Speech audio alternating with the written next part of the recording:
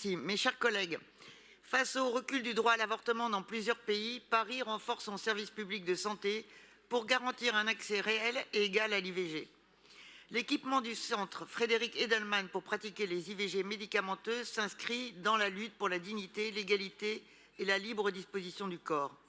Un acte concret pour défendre les droits des femmes, soutenir les centres de santé publique et résister aux offensives conservatrices. Pourtant, et alors que le droit à l'IVG est désormais inscrit dans la Constitution, ce vœu rappelle une évidence. Un droit n'existe réellement que s'il peut être exercé. Or, la suspension de l'IVG instrumentale à l'hôpital Tenon, en plein cœur d'un arrondissement populaire, constitue une atteinte directe à la liberté de choix des femmes.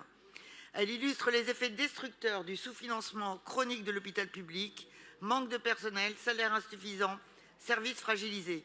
Là où l'État se désengage, ce sont toujours les mêmes territoires et les mêmes femmes, souvent les plus précaires, qui subissent les inégalités d'accès aux soins.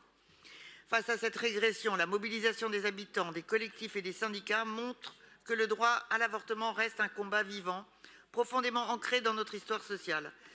Par ce vœu, nous, les élus communistes, demandons des actes, le rétablissement immédiat de l'IVG instrumentale à Tenon, l'allocation d'un budget spécifique pour renforcer les équipes et améliorer leurs conditions de travail, ainsi qu'une véritable politique de répartition équitable des soins sur tout le territoire parisien. Il s'agit de défendre l'hôpital public, pilier d'égalité et d'émancipation contre la casse organisée. Il s'agit de garantir que chaque femme, où qu'elle vive, puisse exercer ce droit fondamental dans la dignité et la sécurité.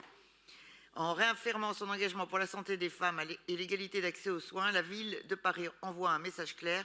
L'IVG n'est pas un symbole, c'est un droit concret et nous nous battrons pour le rendre effectif partout. Je vous remercie. Merci, Madame